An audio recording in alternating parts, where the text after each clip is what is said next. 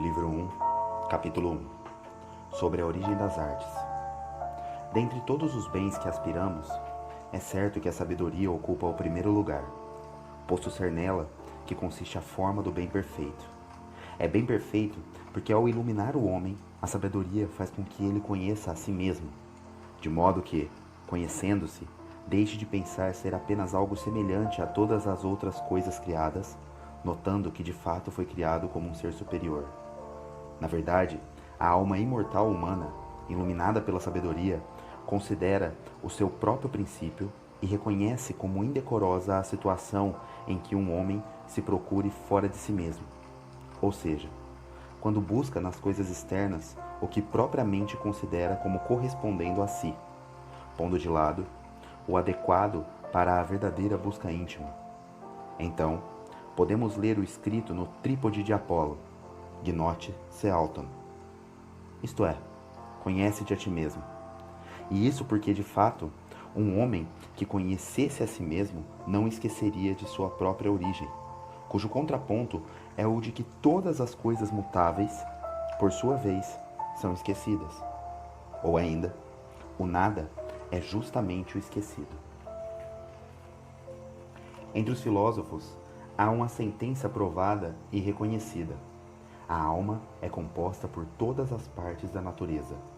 E o Timeu de Platão sustenta que a inteléquia forma-se com substância dividida, indivisa e mista, bem como da mesma substância e de diversas, todas elas, ademais, designando nosso universo. A nossa alma, aliás, conhece os primeiros princípios, bem como as coisas que deles derivam, e compreende, por sua inteligência, as causas invisíveis das coisas, obtendo pelas impressões dos sentidos as formas visíveis das coisas corporais. Dividida, a alma reúne o movimento em dois orbes, porque ou ela procede pelos sentidos, direcionando para as coisas sensíveis, ou pela inteligência, ascendendo às invisíveis. Em suma, ele gira em torno de si, mostrando-se a nós justamente a partir da semelhança que alcança com as coisas compreendidas. Portanto, o espírito, capaz de capacitar todas as coisas, independente da substância e da natureza, representa, por sua própria imagem, a semelhança com todas as coisas do universo.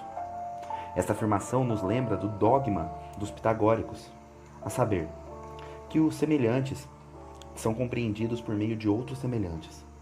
Então, se a alma racional não fosse composta por todas as formas, de nenhum modo seríamos capazes de compreender todas as coisas, justo como antes nos foi dito.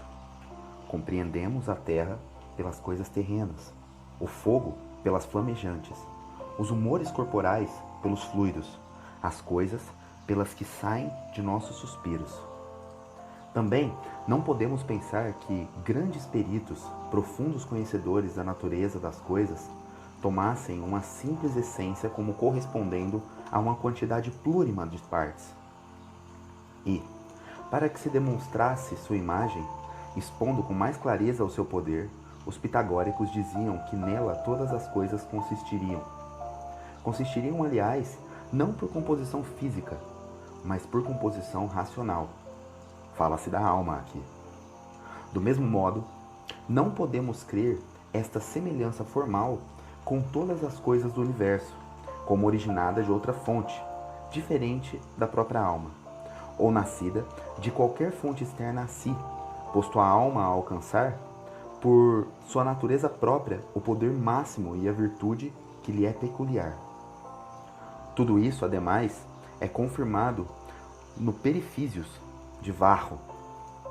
Nem todas as mudanças externas ocorrem às coisas pelo mecanismo de que, para que elas se modificassem, seria indispensável a perda de alguma qualidade que antes tinham, ou a aquisição de característica proveniente de fora, ou seja, algo diferente de si, e que antes não tinham. Assim ocorre quando, por exemplo, uma pedra que forma uma parede é devidamente esculpida, recebendo a forma de uma fonte externa. Mas quando um ferreiro imprime uma figura determinada em um metal quente, não passa a representar algo inteiramente existente fora de si, mas representa algo que pertence à sua própria virtude natural, interior e íntima. Não há dúvidas de que nosso espírito, composto formalmente pela semelhança de todas as coisas, pode ser definido sob certo ponto de vista como a composição de todas elas.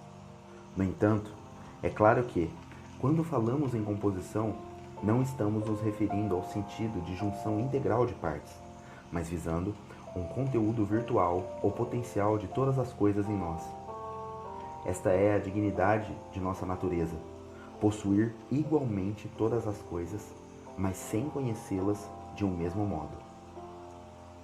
Esta é a dignidade de nossa natureza, possuir igualmente todas as coisas, mas sem conhecê-las de um mesmo modo. Nosso espírito se esquece do que foi, quando adormecido pelas paixões corpóreas ou conduzido pelas formas sensíveis. Então, como não mais se lembra de ter sido outra coisa, a não ser a assunção de sua condição torpe atual, não acredita em nada mais, senão no que ele parece ser. Por isso, é pela doutrina que somos renovados, porque com ela temos e conhecemos nossa natureza. Aprendemos a não procurar fora de nós o que de fato podemos descobrir em nosso interior. A procura pela sabedoria, portanto, nada mais é do que o grande conforto da nossa vida. Porque quem a encontra é feliz, e quem a possui, santo. Didascalicon, Hugo de São Vito.